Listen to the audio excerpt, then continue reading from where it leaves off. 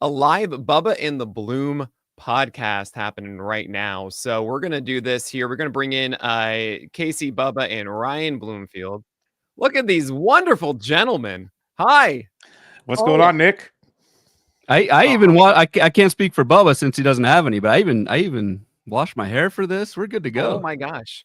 I actually shaved today. I don't know if you noticed. It was a little bit, more Little barbed scruffy. wire yesterday. And it's because I actually have a rehearsal dinner tonight and then a wedding tomorrow that I'm going to. Not mine, but a close I friend would of hope mine here in New York City.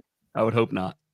So I'm actually, it's weird. I'm going to be gone from PitchCon the later half of today and tomorrow, which is very weird.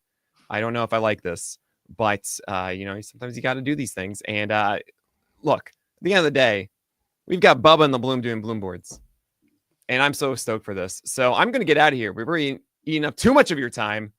Bubba and Ryan, thank you so much for being here. And by the way, guys, go donate to the cause. We're trying to raise $10,000 to help those affected by ALS. Go to pitchwells.com/PitchCon, and hopefully we can get to 7,000 by the end of this one. I hope we can do it. So definitely go to pitchwells.com/PitchCon, follow the entire event. Take it away, guys. All right. This is awesome. We're glad Nick allowed us to have this wonderful opportunity to help with PitchCon. And as you know, it's on the bottom of the screen there, pitcherlist.com/PitchCon to donate to the ALS fundraiser. For those new to Bubba and the Bloom, we like to do a lot of Bloom boards. We like to have a lot of fun and amongst many, many other things. And lately, Ryan, we have finished recapping the hitting positions as a preview, I guess. So what is the idea with the Bloom boards today? Yeah, so the last really the last 2, 3, 4 weeks, all of January has been position previews for hitters. So apologies to Nick in advance. This is not a pitcher centric show, but I hope he obliges. Yeah, there we go. Not one pitcher. Well, we'll see. We always go off trail, so we probably will mention a pitcher at some point. So don't worry.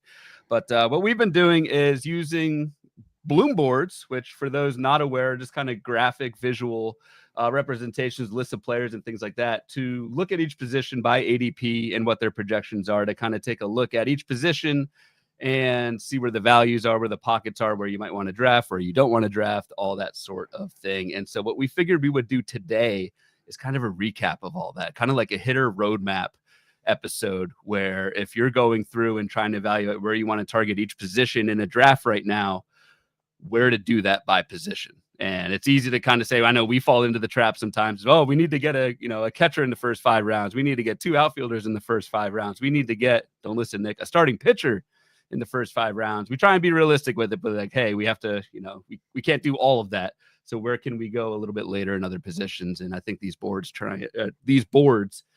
help us do that. So yeah, for cavemen like me, the boards are great because they're color coded, so it meets the eye. It's very nice, and it kind of points you in directions where you can find maybe some pockets to enjoy, and that's kind of what, again, this exercise is going to give us. So we're going to go position by position in the hitting department, because our positional previews for pitching start next week on Bubba and the Bloom. So we'll get you going here, and we will we'll highlight maybe an early target, a late target, and a potential early fade along the lines there to kind of get you going and get you a feel for where we're sitting right now. It is January 31st so a long way to go, and a lot can change, obviously, at the positions. But Ryan, let's pull up the catcher target here, because of course we start catchers, because catchers are amazing, everybody.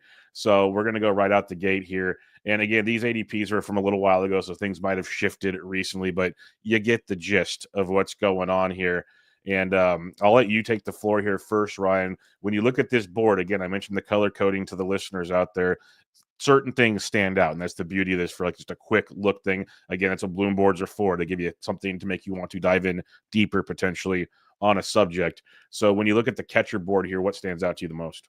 all right, yeah. And first off, so we're gonna use this template for every single position. We're just kind of run through every single position. So what we're looking at, just to give a quick lay of the land, what we're looking at is the top 30 at each position, ordered by average draft position, ordered by ADP, right? So there's that ADP column that has that, and then the projections, which are color coded, so you can kind of see where positions are strong in average, power, and speed.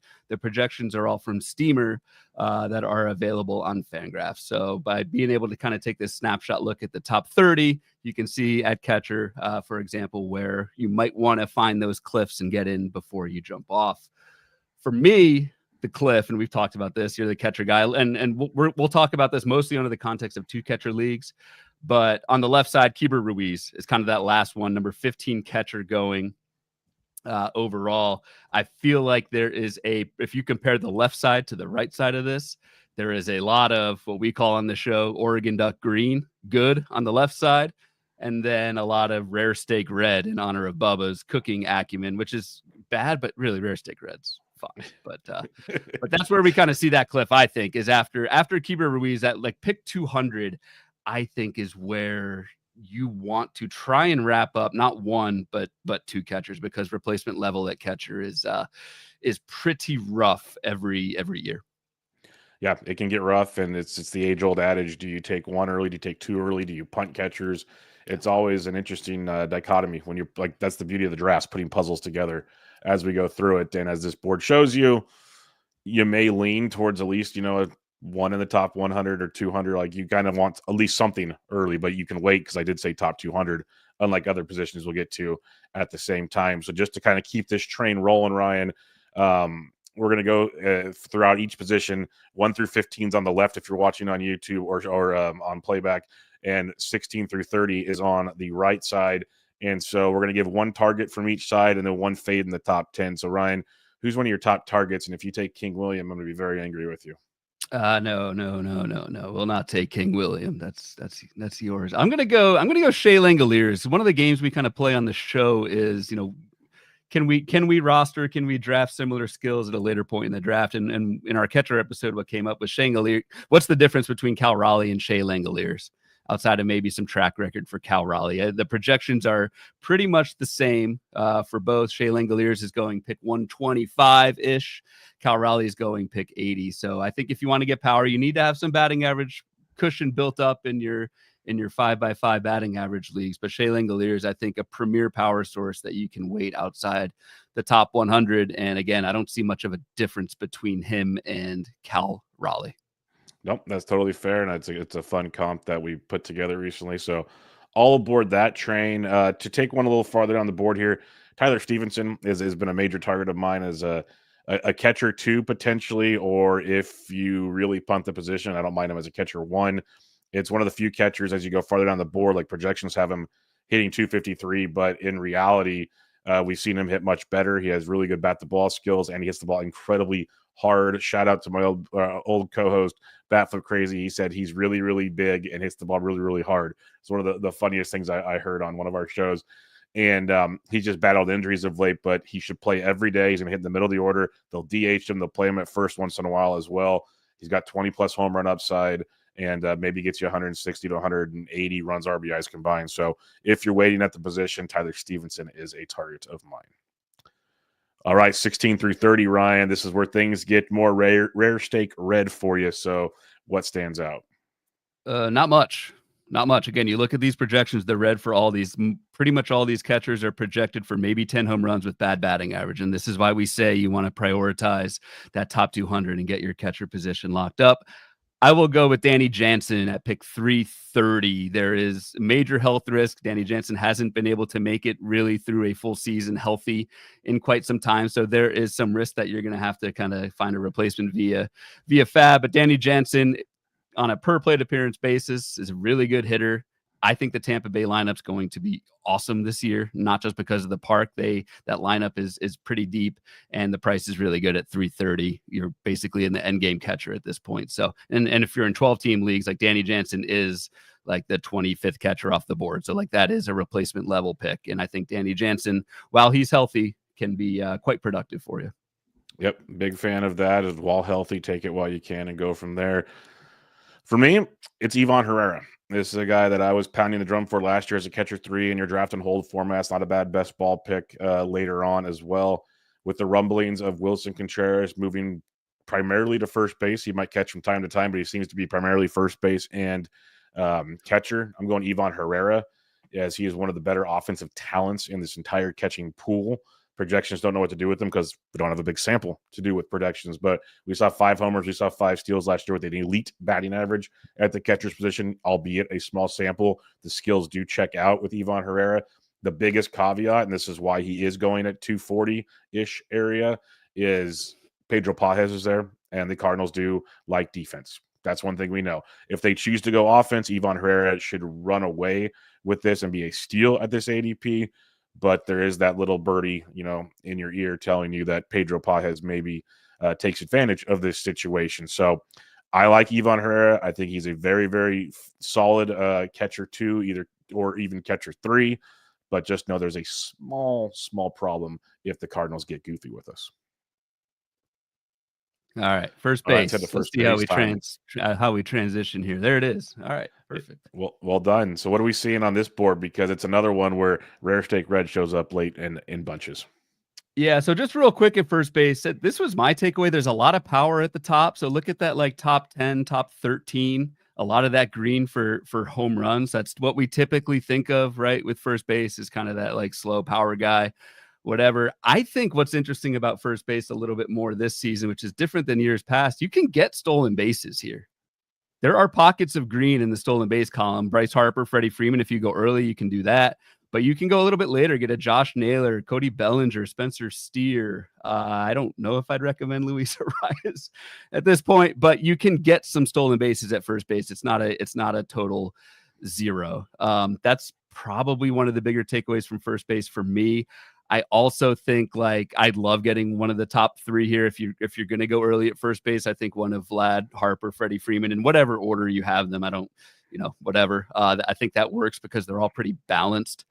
And then you kind of go, one thing that stood out to both of us on the show is, again, that comparison. Like, is there much of a difference just looking at the projections here between Pete Alonso going at pick 57 and Christian Walker? Basically the same steamer projection between those two. And you can even translate that further down in the first base pool. If you take your Christian Walker at 101, look down further at Jake Berger and Tristan Casas. Like, is there that much of a difference between those guys? Like, yes, Pete Alonso is projected to be better than them because he has the track record and the power and that sort of thing.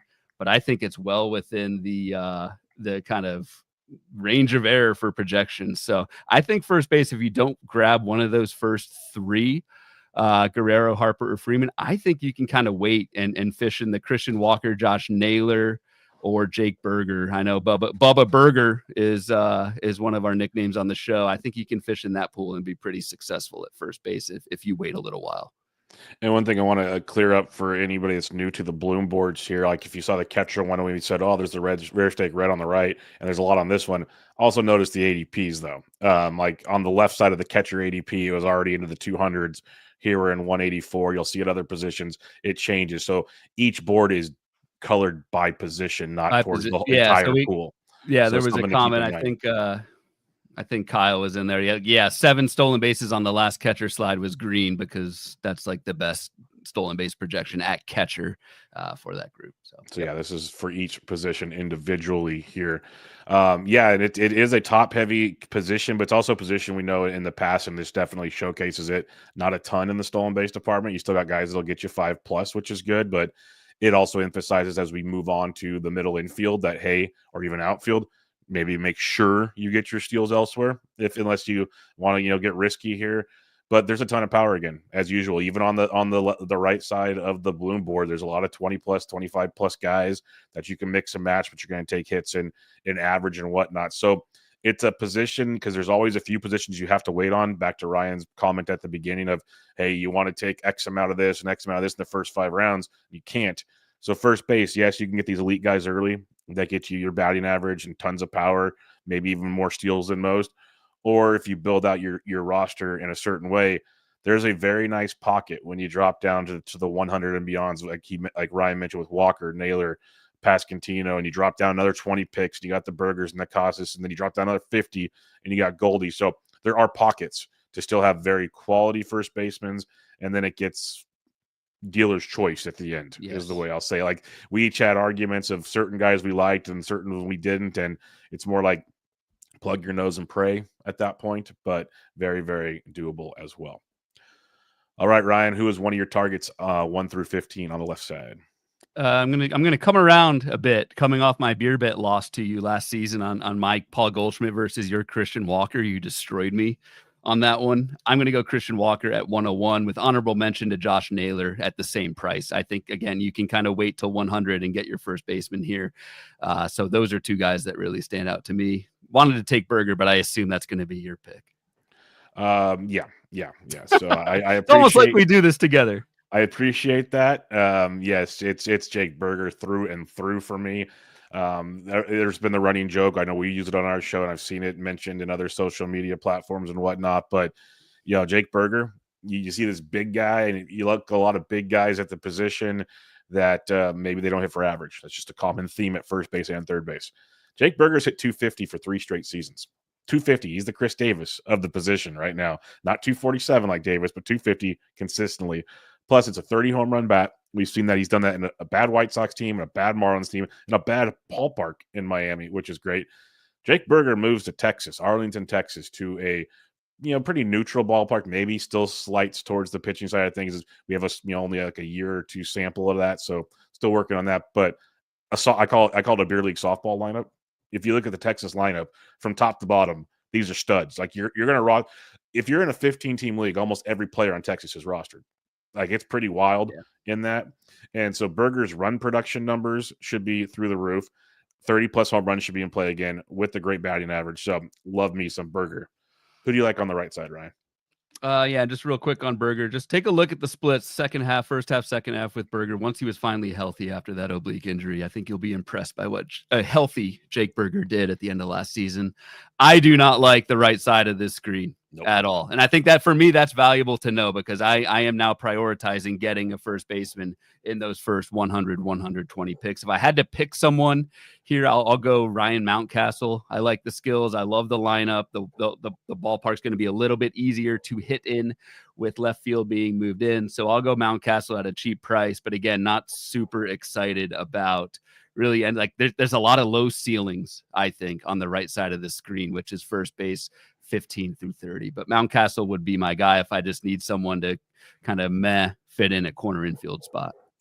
Yeah, I would prefer these to be corner infields. I would not like to leave my draft as my starting first baseman. I have done that recently, and I beat Bubba OC, not by choice, but in a 12, at least I can kind of hopefully make things work there. You didn't take a pitcher. You didn't take a pitcher in the first 9-10 rounds. I took a closer in like round 4 or 5, and then my first starting pitcher was round 9. Correct? Yes. All right. So, see, we got our starting pitcher shout out, and here. It's a loaded pitching staff. So kudos to Nick Pollock. You can't wait on starting pitching, folks. You really can. Contrary to the beliefs of so many people out there. But yes, when you're looking at the right side of the board here, like I said earlier, it's dealer's choice. It's plug your nose and pray. If you just kind of want a safety net, it's on a bad baseball team, but Andrew Vaughn. He's just going to consistently hit 250 to 255 probably. He's going to hit you 20 to 25 home runs, and just the run production is going to stink because of the team he's on. And I know we're supposed to just pick one, but I'm just going to throw like a Vaughn. Maybe Nathaniel Lowe gets better steals because Washington runs a ton, and he's going to hit in the middle of a very up-and-coming Washington lineup. It's just a mixed bag there, but I've been going to a lot of Vaughn just for the safety net. There's so much volatility on this right side. Also take a look at, again, similar exercise. Compare Andrew Vaughn's projection versus Paul Goldschmidt 100 picks later. It's basically the same exact thing with Goldschmidt getting 8 steals, and I would probably take the under on Goldschmidt doing that. So, I get Andrew Vaughn. All righty. Before we, real quick, who's your fade in the top 10? I'll bend the rules. Tristan Casas at 13. He's my fade. Yeah, you've been on that. And then me, it's just been a thing of mine for years. It's backfired on me once, and maybe it won't with the short porch this year, but I'm going to keep fading Cody Bellinger. The bat-to-ball skills are just atrocious for a potential quote-unquote power hitter. Now, the short porch, like I said, could help, but I'm out. I'm all out on Cody Bellinger on that one. All right, before we hit to second base, just want to remind everybody this is PitchCon, even though you might be listening to a Bubba and the Bloom podcast.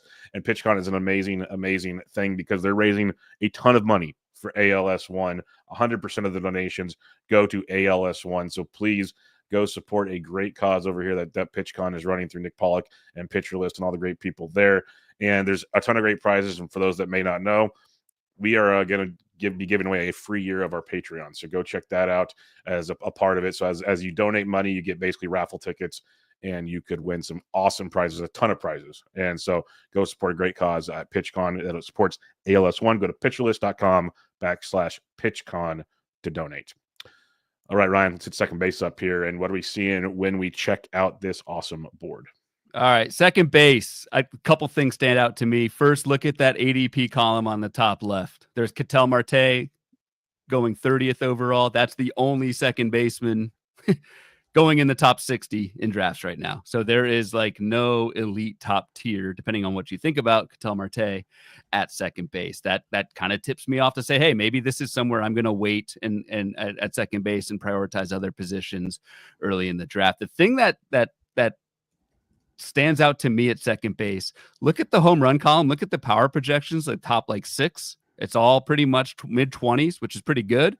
That completely flips on its head once you go further down, like 7 through 15 at second base, where you are no longer getting really any power, but there is a ton of speed available. You've got Bryce Terrain projected 35. The mascot of the Bubba and the Bloom podcast, Luis Rengifo, at 23 projected steals. Andres Jimenez, 26. Bryson Stott, 27. Nico Herner, 27. Off-brand mascot.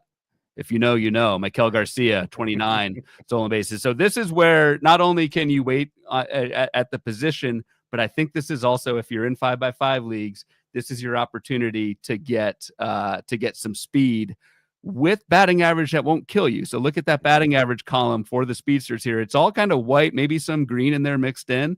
Yes, it's going to hurt you in power, but you can address that at other positions early. So for me at second base, I'm typically going in that ADP 140 to 200 type of group. And this is where I'm targeting stolen bases that aren't going to kill me in batting average and runs.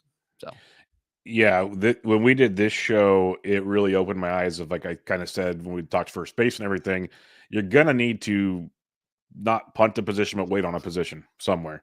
Right. And after we just said at first base, like, hey, look, at steals are almost non-existent at this position. And when we get to third base, it's going to be very similar. Hate to, burst the bubble on that one. So this does open up a whole avenue of things. That's why we're kind of doing this recap of hitting to maybe give people an idea of how you might want to, navigate your draft. Because yes, when you're drafting and you get to like round 4 or 5 and you see like your Altuves and your Ozzy Albies and whatnot, you're like, okay, these are really good, solid floors. Like, let's do it. But then you're also passing up on maybe an SP1, or you're passing up on a closer one, depending on your format, or a stud outfielder to give you an outfielder too, because we'll talk about that. That gets murky eventually too. Like, there's a lot of those scenarios that these are roadmaps. There's some very, very smart players. Like, I know Ryan likes to kind of try to script out his first few rounds. A lot of smart people do that, and being able to flat out go, hey, these guys from like ADP 150 on, I can still get a second baseman I can live with, and that's fine. I will say, when we get to shortstop, I prefer to have my shortstop as my middle infielder, not my second baseman. So just because there's a lot of usable second baseman 150 on, I don't really want 2 of them if I don't have to. You can live with it, though, is the good part, because this is where you can get a ton of speed with 10 plus homers and a decent batting average, as you mentioned, Ryan. All right, who's one of your targets 1 through 15 on the left side? So just along that lines of kind of waiting, getting its speedster here, I'm going to go, even if you may disagree, my friend, I'm going to go Andres Jimenez. I think a couple years in a row of 250 plus batting average, 30 plus stolen bases is a pretty sweet floor. Yes, the power fell back last year, but if that comes back at all, maybe 10 to 15 homers. It's not a 0 at home runs for Andres Jimenez. I think the playing time with the glove is super safe, even though he struggles a little bit against lefties. But Andres Jimenez, again, is just kind of that prototypical speed guy who's not really hurting you elsewhere, and someone at a 174 ADP, you can get that, and the price is very palatable. So Andres Jimenez is ending up on a lot of Bloom squads so far in 2025. Well, let's just say, when you streamed your draft to the Patreon crew, I was against the Andres Jimenez pick because of who you passed up and what your team needed. I know. I'm Team Andres. There's a lot of people that aren't, especially north of the border, that were not happy with that trade when it took place. But I have zero problem with him based on the ADP, based on the everything you mentioned. I've rostered him many times, and I don't mind it at all. I don't have a ton this year, ironically, because of other pockets I probably attack at second base. But still, zero problem with Jimenez, especially that ADP of 174. I'd a million times take him over Bryson Stott. We've talked about that. Nico Horner and his injury. So Jimenez is, if you wait, I'd say basically 175 and beyond. I think you've done pretty well with some upside there for sure. For me, now, again, I usually wait at the position, but if I have gone early at second base, it's been for Luis Garcia of the Washington Nationals. Ryan and I talk about it a ton on our shows, and I even had Lauren Auerbach on recently to preview the Nationals. She's on board. This Nationals team is super young. I actually kept writing down ages. Most of them are like 26 and younger. There's like 2 players in their 30s, like Josh Bell and Carlos Santana or something. Or no, Santana's not even there. They only have like 2 guys in their 30s. This offense is getting better and better. It's going to be very, very good. We saw Garcia, who throughout the minors had a very solid batting average pedigree. The power and speed was like, hey, when's it going to come? When's it going to come? And it burst onto the scene last year. Now that could be a one-hit wonder in the power stuff. Let's see if it sticks type thing. But we saw a guy that literally has 20/20 upside, if not better. Like there's maybe more room to grow being so young. Really solid batting average skills. Going to score a ton of runs. He was actually hitting more in the middle of the order this past year than towards the top, so maybe more run production as well. If you got Nathaniel Lowe there now, really good OBP guy, could get on base, make that magic happen. So I love Luis Garcia. People are concerned about the Ahmed Rosario thing. I was never concerned. He's not going to be there to block Garcia. Garcia does struggle versus lefties. He's also young and has like less than like 250 career plate appearances versus lefties. You can't make an assumption off of that. So big fan of Luis Garcia. If I'm going early at second base, it's with the Nationals second baseman. And also, for what it's worth, Lauren Auerbach on your Nationals preview agreed that Ahmed Rosario is not a threat to Luis Garcia's playing time. So that's another kind of tip in the cap there. So, all right, can I steal the mascot? Go for it. The new mascot. The 2025 Bubba and the Boom mascot is all yours. All right. So a quick peek behind the curtain of the show. We call these guys the mascots. Willie Castro, Slick Willie Castro, as we like to call him on the show, is my pick at ADP 246. We call these guys the mascot because they're multi-position and they seemingly show up on every position preview episode that we did. So Willie Castro, we talked about, I think 4 times in a row on our show at second, third, outfield, shortstop. So that's where that whole mascot thing comes from. Last year it was Luis Rengifo. This year it's Slick Willie Castro. I just think the price is really good. And in draft and holds, and this is probably more of a draft and hold pick than like a shallow or fab league. I just think that 4 category or 4 position eligibility is so huge. I think Willie Castro's playing time is safe on the Minnesota Twins. And I don't think he hurts you really in any category. Maybe batting average, but again, we're talking a 250 ADP. This is someone who has some pretty good stolen base upside, non-zero power, and again, a batting average that won't kill you. And I think that's good to get around 250. So Slick Willie is the guy. And the recent news coming out of Minnesota, he could even platoon at first base to add that eligibility. We might go for the 5. We might go for the 5. As they said in the Discord when that news dropped, it could be first ballot Bubba and the Boom Hall of Famer. Willie Castro, with time, we're done with him. That's like the old Jose Akendo for those that want to go way back in the machine for the Cardinals. Played all 9 positions in 9 innings once. Willie's going for that crown because I don't think we'll ever see that again, obviously. All right, for me, this is, like I said, I prefer not to be here. Like I'm living in that like Luis Garcia to 115 to 200 pocket if I can at second base, but you can live back here. And one guy, if you just want, like, I'll say this, I'm high on Colt Keith, but that's not the pick I'm going to mention. The guy I've been targeting a lot down here, and I'm honestly surprised the ADP hasn't gone up more, is Jonathan India, who goes right after Willie Castro. India going to Kansas City. I know ballpark, but St. Louis wasn't a great ballpark. But what I love with Kansas City, another young team, very good offense. I almost think it's actually, I think it is an offensive improvement over St. Louis. If you look at that offense right now, Jonathan India is going to lead off pretty much every day. He's either going to play second base or DH when someone needs a break in that regard. Phenomenal OBP skills, hits for a decent average, does have pop, 15 to 20 home runs, runs a little. I think you got a guy late here in a category we don't talk about enough that's going to, if he plays 140 plus games, he's scoring 100 plus runs. Like, that's something we don't talk about as a category as much. He's projected for 15 homers, 13 steals, which is great. But if you can put in that 100 plus runs scored, because he's got Bobby Witt behind him, Salvi, Vinny P, go down the line there. I like Jonathan India at this price tag, a guy that not too many years ago was going probably 100 picks earlier. And he's like, the fall off was more, I think, the Reds situation than Jonathan India to me. Agreed. OBP legend too. The OBP legend. All right. Who's your fade in the top 10? Matt McLain. Matt McLain, MIA McLain, I should probably call him, because we have not seen really Matt McLain. I guess we saw him in the fall league when we went out to first pitch Arizona, but has not really played in the majors since August 2023. Labrum surgery, stress reaction in his ribs after that, oblique injury. I don't trust the volume for Matt McLain. I need to see him make it through a full season healthy before I can take a pick at 106. And it's just interesting, the dichotomy between Matt McLain and Marcus Semien, basically at the same price. I'm taking Semien on the bounce back, 99 times out of 100 over Matt McLain. So McLain's my fade. I think he's just too pricey, and there's too much injury risk at that point in the draft. Yeah, no, McLain, I'm with you as well. I was kind of really excited about him, an early draft season for us that have issues in drafting starting in like October, sorry. Yeah, August. The more we do these things and the more, research for the upcoming season, McLain's a tough click at that point. Like I could he outplay it? Sure, but there's a lot of questions there. For me in this range, it's Bryce Terang.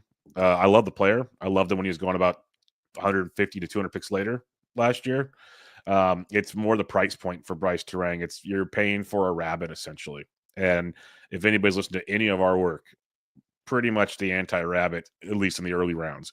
Terang's not bringing you an elite batting average to go with it, which would have been a plus. He's not like Luis Ariz in that factor. He's going to run a ton, but there could be a massive drop-off. There's not a ton of power. I'll just pass on him at that point. I can get 25 to 30 steals, 40 picks later, right, and like my power and average a lot better at the same time. Exactly. So I'm just going to pass on Bryce Terang. And I would take the under on Bryce Terang's steamer projection we're showing on the screen here, which is 254 batting average and 10 home runs. I don't even know if he gets either of those. So yeah, take your Andrés Giménez, Luis Rengifo, Bryson Stott. That won't kill you in batting average and homers, and get that later. So agreed. All right, let's head to the shortstop position where it is loaded green. Overall, but especially early on. So yes, this is why we emphasize certain things. Exactly. And this is why we talk about, we'll talk about this with Outfield at some point too, but this is why we talked about, maybe we want to wait at first base and at second base, because we want to prioritize getting like an elite shortstop. Look at all that green at the top of this. Really, the top 10 is awesome to look at. Your guy Willy Adames showing some red. I don't know. We'll talk about him, but I think this is where we're doing this right now. I gotta get some giant stabs in there as I can. I always try to. Sometimes it's successful, sometimes it's not. Yes, because the whopping offense of the Seattle Mariners, everybody. Yeah, okay. Right. Hey, Jorge Polanco, we got him. Donovan Solano, Jorge Polanco, platoon at third base, coming to a town near you. We got him. I just think at shortstop, the elite tier is so good. There are 5 shortstops going in the first round of 15-team drafts. I like Trey Turner, CJ Abrams, O'Neal Cruz. I like all those guys. I think this is where I want to not only get a premier shortstop, but also, and Bubba, you alluded to this back at second base, shortstop is good enough to where this is where you want to get middle infield. And I think you can do that around we'll say 160. If we look at the right side of this screen here, I think there's a cliff, and we always want to find those cliffs at each position.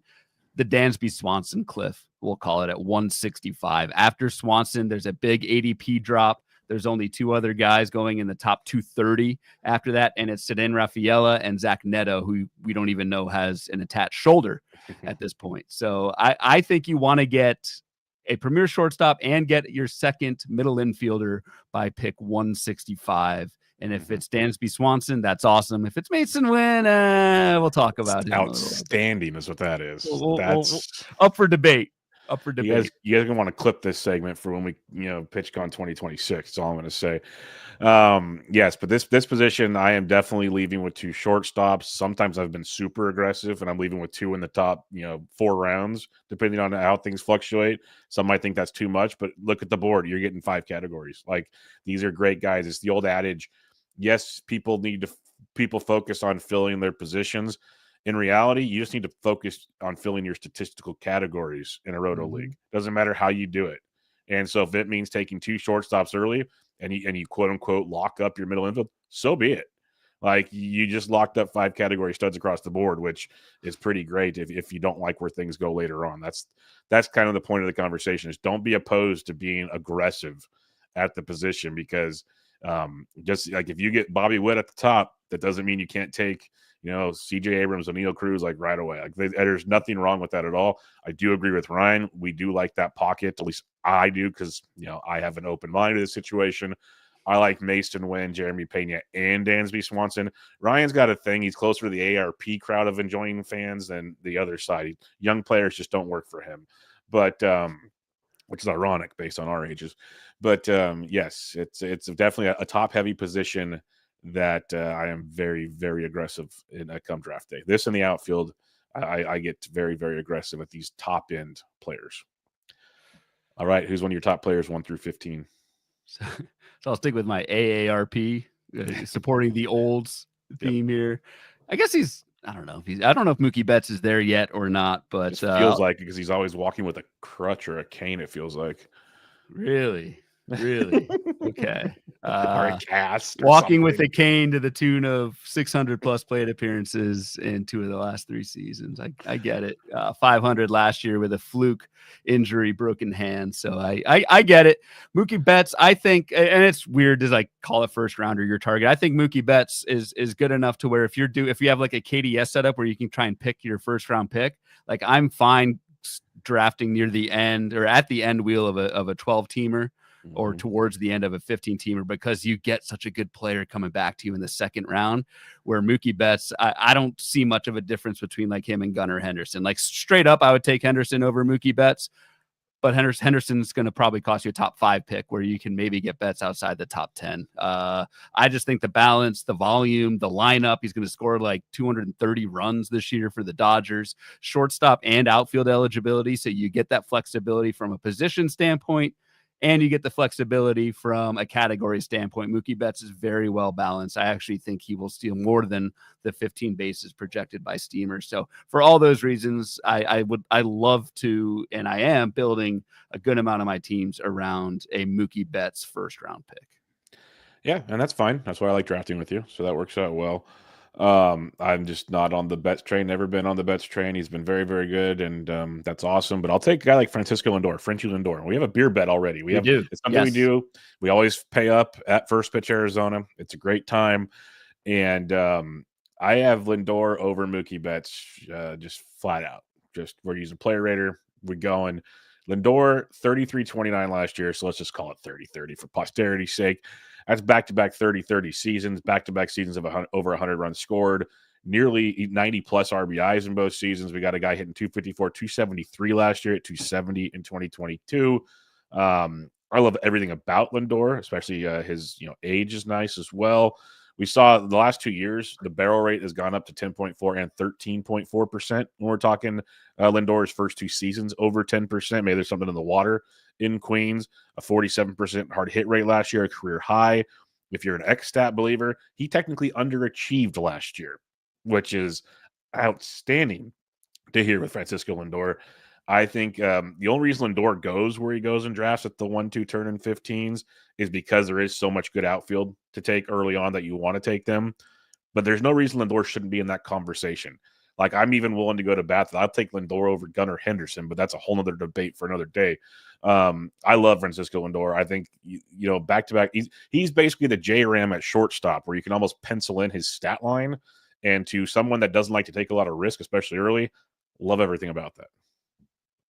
So anyway, Ryan's smirking. So here we go. I mean, just an elite. You really want to target batting average early in drafts, and Francisco Lindor is just super elite, 257 projected batting averages. Yeah, because we all live on a spreadsheet. Because last year he had 273 and he had 270 in 2022 or 2023. So yes, let's just take that one number out of the last 3 years that didn't produce. Okay, gotcha. Fair. Let us know in the comments. Like I said, Bubba and I have a friendly wager on Mookie Betts versus Francisco Lindor in 5x5 leagues. Let us know what you think. On the right side of the screen here, I'm going to go back to that Dansby Swanson well. Again, old, boring, my kind of oatmeal. Dansby Swanson right before that cliff where I think the shortstop production just basically dies after Dansby Swanson. Dansby Swanson had core surgery like the day after the season. So you're buying somebody coming off of a down year that he was obviously playing injured through. So I like that aspect of the bounce back card. And Dansby Swanson's young enough to be able to do it. He plays every single day. I like Dansby Swanson. All right, Ryan, you can go take a coffee break for a minute because we're going to do this dance yet again. Come on, Mason Wynn. I got it. Like, this is the brand, Ryan. This is the Bubba and the Blue. If I didn't say Mason Wynn right here, we might lose everybody. Like, it's like, well, what are we doing? I mean, you might lose me. You lost me by picking him. That's fair. You should have picked him in your draft recently, according to all the people following the chat. Mason Wynn, this is a young player who will be 22 years old this year, a top prospect for the St. Louis Cardinals, a player who went 15-11 in his debut season as he got his feet wet at the big league level, hit 267. Take all of that. We saw a guy that recently in 2022 had 43 steals and 12 home runs. In 2023, we saw 18 homers and 17 steals while hitting 288 at the AAA level. There is power in this bat. There is a ton of speed with Mason Wynn, and he's called getting used to the big league level as he hit 10 of his 15 home runs in the second half of the season, which was great to see. Yes, you're going to point to a 3.7% barrel rate. I will beat you to that one right before you get there, but it has improved over the last 2 years. And this is how you speculate on later rounds at middle infield, is taking a guy like Mason Wynn, who I think someday, maybe it's not this year, maybe it's next year, this is a 2020 player. And more importantly, Mason Wynn says he wants to run work. That's all grain of salt. Players lie a lot. But he's going to lead off for the St. Louis Cardinals. And leading off for the St. Louis Cardinals could be another 100-run producer this late in the draft. He will I want to make a beer bet on PitchCon. I'm in. He will score more runs than Dansby Swanson this year. I'll take that right now. But that's probably not the bet you want to make. So I'll take Mason Wynn all day. This is a guy we'll be talking about as a top 150 to top 100 pick here in the coming seasons. Just not really Mason Wynn related, but your some of us live in a spreadsheet comment, a real hit with the crowd here in PitchCon, by the way. Real people don't know us, but I'm the caveman. Ryan is know your audience. All right, early fade early fade for me is Corey Seager. I think at shortstop you want to get your steals here, as we saw at like catcher first base. You just can't get that much speed. Corey Seager does not give you speed at a position that I think you need it, and Corey Seager kind of like gets hurt all the time. So he's a great hitter. Not gonna deny that. When he's healthy, he's awesome. But I want to get speed at shortstop, and Corey Seager does not provide that at a 54 overall pick. Yeah, I'm just going to cheat here. I'm going to take Corey Seager as well because I don't mind pretty much anybody else in the range. All aboard that train. Let's head to third base and get you the hot corner, Ryan. All right, third base, tons of power here. Like, I would argue even more than first base. Look at that home run column. All these guys projected for 30-plus home runs. J-Ram, Austin Riley, Rafael Devers, Manny Machado, Mark Vientos will round up for Jake Berger. Even Matt Chapman a little bit later on. Isaac Paredes later on. There is power at third base. It's weird with stolen bases at third base. It's feast or famine. A lot of these guys produce nothing. So a lot of the stolen base projections are below 5. But you do have Jose Ramirez, Jazz Chisholm, Luis Rengifo, Michael Garcia, Willie Castro, and super deep Jose Caballero. Not a recommendation, but you can get like an elite stolen base guy if you pick your spot at third base, which is a little bit different than what we've seen in previous years. For me, I am waiting at third base. I'm almost kind of like punting this position because we'll talk about outfield next. We want to get that and pitchers and that sort of thing. If I can't get like a Manny Machado at 37, or Jose Ramirez, I think is a top 5 pick. But outside of that, I'm pretty much waiting at third base as long as I can. Yeah, I'm pretty much with you. It's J-Ram, Machado, or I will talk about my next player when we talk about our targets on this side because he has become a major target of mine recently. But yeah, it's J-Ram or Machado, or it's pretty much waiting to round 100 or later at this position, which again, more shortstops, more outfielders, enjoy early on, fill it up. I'm not targeting stolen bases at this position. That's not my bag. So if you really need them, that's where J-Ram comes in. Otherwise, not pushing the envelope there for sure. Who are you targeting 1 through 15? So I will say Machado. I just think an interesting debate going around this draft season is that Riley versus Devers versus Machado. It's pretty fascinating. They're all at the same price with all. I mean, look at the projections at Steamers. Yeah, pretty much identical. So you can kind of pick that argument apart. But I've just been finding myself going Machado over Riley and Devers in the top 30. So I'll take Manny Machado. All right, my guy that I've been drafting a lot of places. I'm not alone. People love him. And I was doing it before he just put on the bat flip heard around the world a couple nights ago. The apex height, if you're a golf fan, was through the roof on that bat flip. And that's Junior Caminero. This is a dude I am in love with.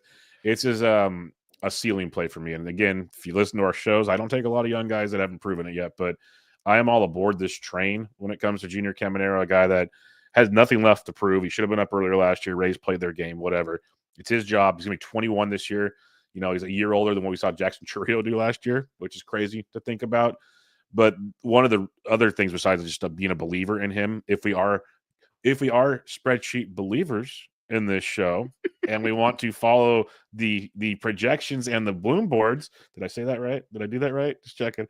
Yeah, you did that right. Junior Caminero's projection is identical almost to the Riley Devers Machado conversation we just had. And right now he's going about 60 picks later. And I like to look for those kind of pockets of changes to take discounts on potentially. So, yeah, Caminero, big target of mine. He's one of the players when listeners will ask, like, hey, what players do you think will be top 50, you know, first-round pick stuff? Caminero's got the potential to be a first- or second-round pick next year pretty easily, I think. So, yeah, give me Junior Caminero on this side of the board.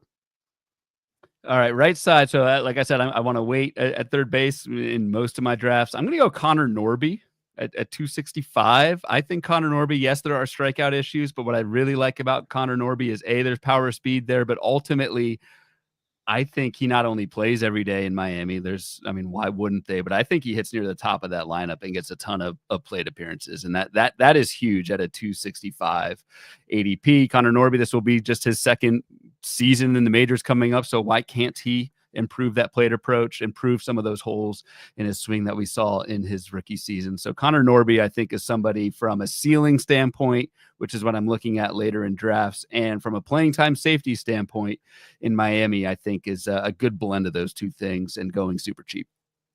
Yep, don't mind that at all. For me, if you just want a really, really deep pick to take a chance on a bounce back and can cut him if things don't work out, I'm starting to become more inclined to like a Christopher Morel at 276. Oh, okay. You thought I was going to say Joey Ortiz, who I love. Oh, yeah, that's curveball here. Yeah, I love Joey Ortiz, but I mentioned when we did the third base show, I wanted to talk a little more Christopher Morel. So if you want my Ortiz takes, go give it a listen. Otherwise, Christopher Morel, I'm interested in. Yes, he's going to crush you in batting average more often than not. Fair. He's also going 270 or later. So you're not expecting the moon there where Joey Ortiz would hit for average. Christopher Morel, though, this is a big-time power bat. As you mentioned, a lot of power early on the board. It does start to peter out on the right side. So a guy like Morel, they're going to be out of, Tampa because of they're going to be out of their normal stadium because of the hurricane, going to minor league ballpark. So the whole batter eye conundrum there should be fixed. A lot of road games. Morel only had one home run once he got moved to the Trop. That's not a plus. So I think there's a bounce back potential where you get back to that 25 plus home run, Christopher Morel. And if he could somehow put together like a 220, 230 average, which may be asking a lot, I get it, but projections have him for 229. He might add you close to 10 steals based on the projections. Not a bad gamble later on for a guy that could bounce back, still super young and should still play every day for Tampa Bay. I like it. I didn't think you'd go there, but I love Joey Ortiz, but I wanted to mix it up there for a second. Yeah. All right. Who's a fade in the top 10? I'll go Mark Vientos at ADP 92. I think he's just that like kind of typical. And maybe this is my argument with Connor Norby. This is Mark Vientos' second year. Maybe he improves. I just think he's that kind of prototypical, like meh batting average with good power that you can get at 150, 160 at a lot of spots. So I just think you're paying quite a bit of a tag on Mark Vientos. I'd agree with you. I would take Junior Caminero over Mark Vientos and not really think too much about it. I think they're going around the same price. I think Jake Berger is a little bit more attractive. Again, very similar projection going later and that sort of thing. So yeah, I'll go Mark Vientos. I think he's overpriced. Yeah, for me, it's kind of the cop-out answer, but it's Jazz Chisholm. Love Jazz Chisholm. Okay. Jazz Chisholm has the skill sets to be a first-rounder every single season. We've all said that. It's just play games. Did it last year. We saw the power speed was amazing. Yankee Stadium should be great for him. I'm not paying that premium for if you want to make fun of my batting average with Lindor, well, Jazz, come on down. And then just the power speed combo with the health, I'm just going to pass on that at that point in the draft. I want more stability in round 2. Let's head to the outfield, 1 through 30. We're only going to give you outfield 1 through 30. We don't have all nights here at PitchCon. Remember, go to pitcherlist.com/PitchCon to donate and help benefit ALS1. 100% of the proceeds go to ALS1 from PitchCon.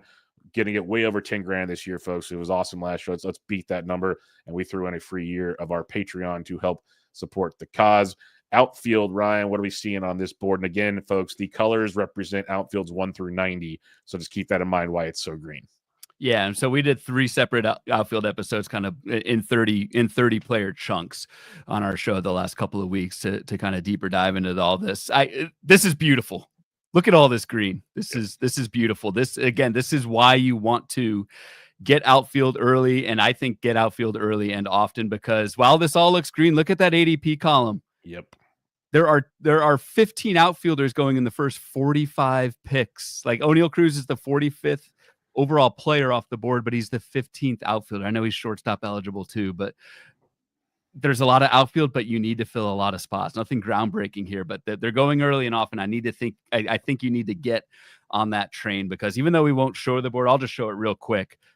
When you get to 60 through 90, outfield completely dies. I think you want to try and get, if you're in a 5 outfielder league, I think you have to get 4 outfielders in the top 60, because you are just you are living in Platoonville, as we call it, without much ceiling late in the outfield draft. So that's my biggest thing with outfield is trying to get 4 in those top 60, and then just kind of stream or mismatch your way with that 5th outfielder, because it is so plentiful at the top, but there are so many going early in drafts that you need to if you need to prioritize outfield if you want to get some of these guys. There's just so many going in the top 50 that it's just wild, and they all should be going in the top 50. It's a loaded group.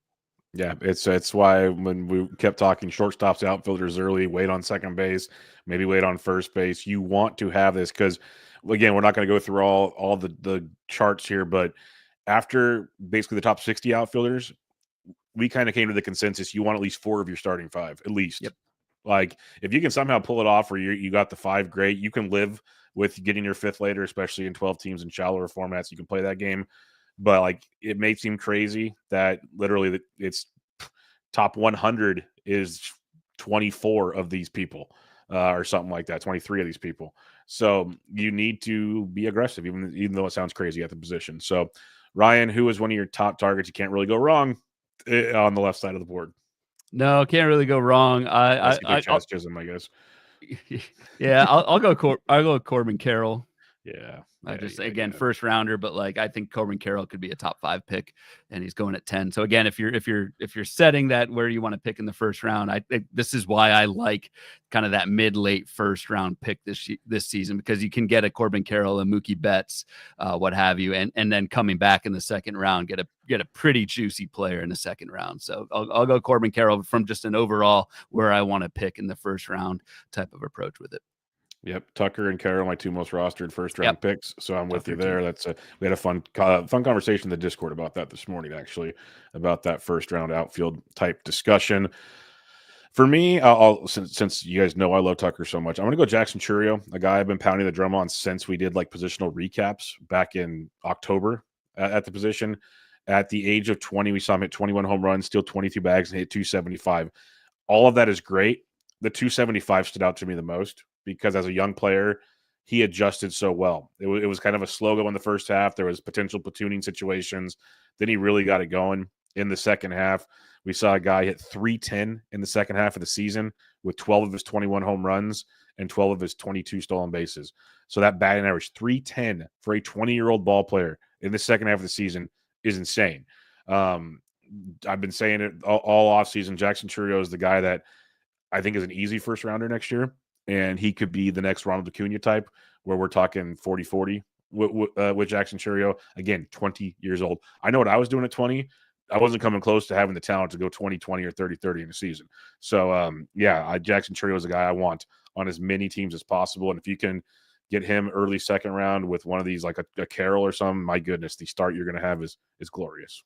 Yep. And I'll tag on to that. I think your second outfielder, like the one I really like on the right side of the screen, is Teoscar Hernandez. I think out of any hitter going at their ADP right now, Teoscar Hernandez is probably my favorite one. I think this is a legitimate top 15 outfielder that you're getting at pick 64. Love the lineup. He's going right back to LA where he did his thing last year. Runs a little bit, so you get some balance there. And yeah, the projections love Teoscar Hernandez. I don't know why the market doesn't. I mean, I guess 64, like the market does like Teoscar, but I think he should be like a top 40 pick. Yeah, and for me on the right side, it's Wyatt Langford. It's really weird because Churio, Merrill, Langford, they should all be kind of grouped together, but like Langford's even going roughly 20 picks after a Jackson Merrill, and that just stands out as a gigantic miss on me. And I guess it's kind of cheating because he's the first one on this side. But again, I've been preaching this all off season.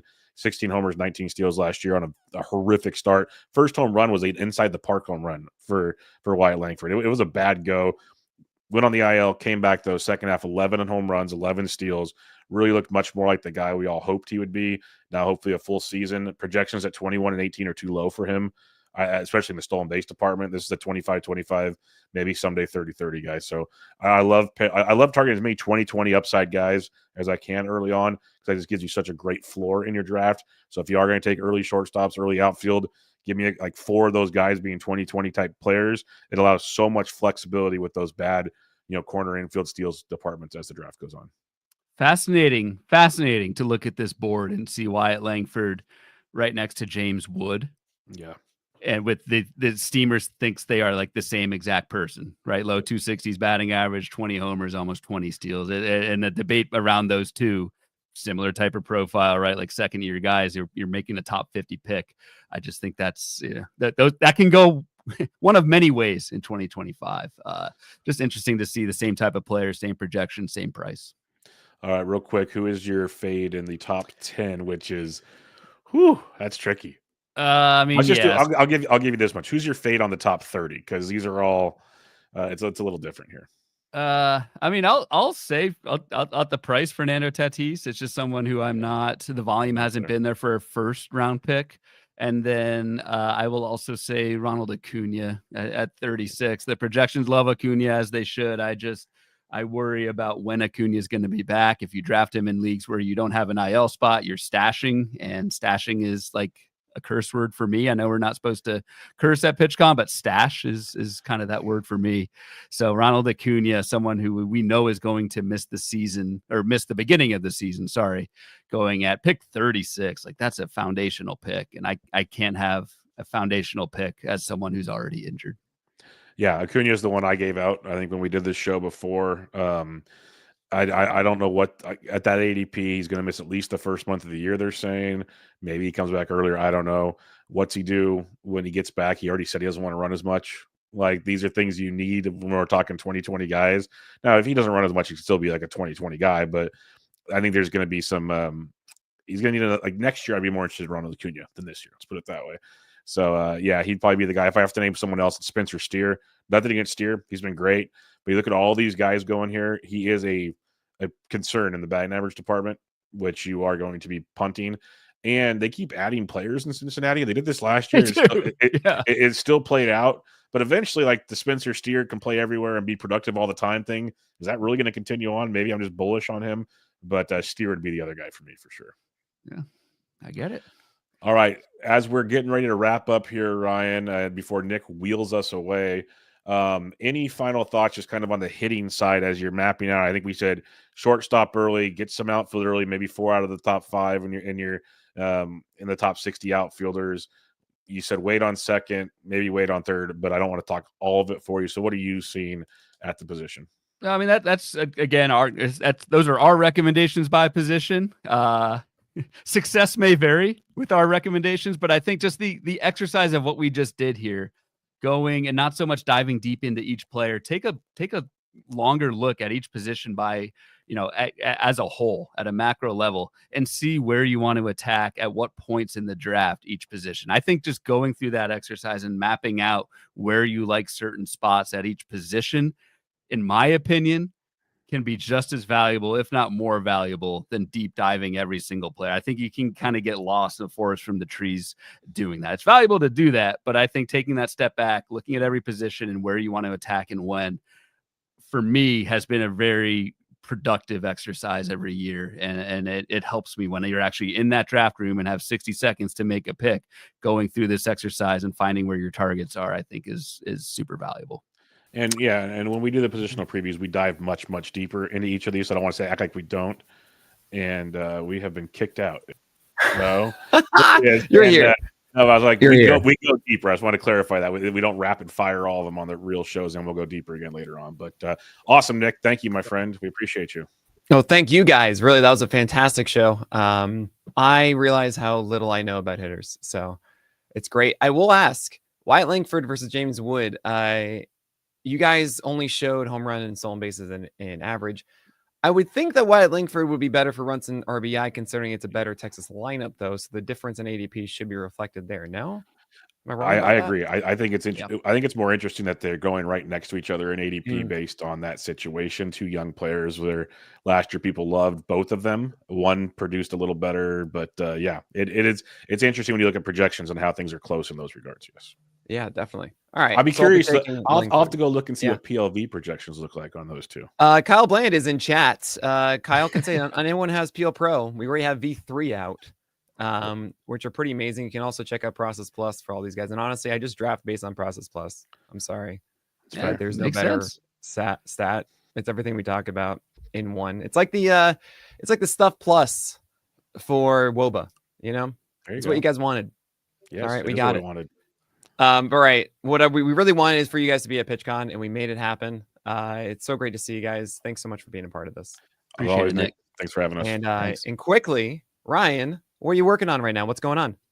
Oh, we are actively working on building up our Patreon as part of the show. So we love doing that, and then writing over at Baseball HQ. So it is busy times, and I wouldn't have it any other way. There we go. And Bubba, what are you up to? Yeah, same thing. We're grinding hard to get that Patreon up and running. As you know, new projects take a lot of work, so we're working on that. Oh, yes, they do. Yeah, I got all my podcasts wrapping up team previews on Bench with Bubba here in the coming weeks. So we're almost done there. There we go. All right, Bench with Bubba. Thank you guys. Bench with Bubba. No, Bubba and the Bloom, I should say. Thank you so much for coming on to PitchCon this year. Always. All right, we are going to continue now.